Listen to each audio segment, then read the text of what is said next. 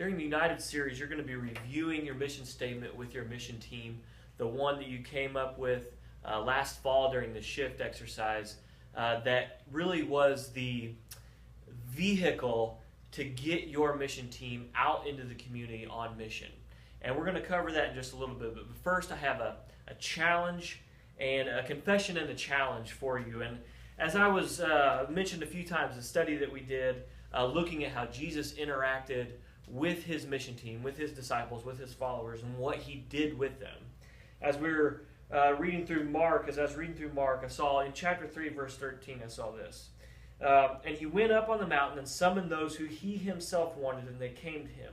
And he appointed 12 so that they would be with him, and that he could send them out to preach and to have authority to cast out demons. Now, the key part I wanted you to hear there is that as he called, this is the first time he named the 12 by name and called them out of the people that were following him to be his special mission team, was that the first thing they did, the very first thing they did on doing that was just to simply be with him.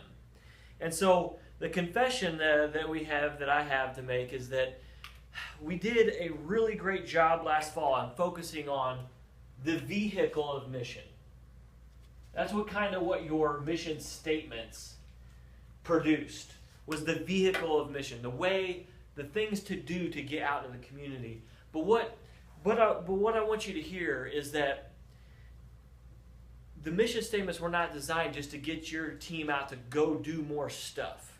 The whole point of it was to be able to help people far from God experience Jesus by you yourselves becoming Jesus' mission team, learning to do the things that Jesus did. And so, challenge in a book I read recently called Building a Discipling Culture, it said that discipleship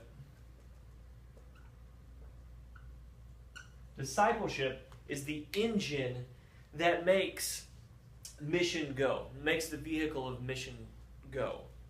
And what you need to know coming into the United series, and then what we're going to do after that in Project Life series, is that it's not go and do the mission and then go and disciple and then come back and do discipleship. What we see with Jesus and how he interacted with his team is that as he went about mission, he did discipleship. And that in fact discipleship was in and of itself the mission. The two are partnered together inseparably. And so what the hope is that as we go throughout the fall, that we're going to learn how to do both and how they interact and how it's truly just part of being the church, being followers of Jesus, being his disciples that make the vehicle of mission go.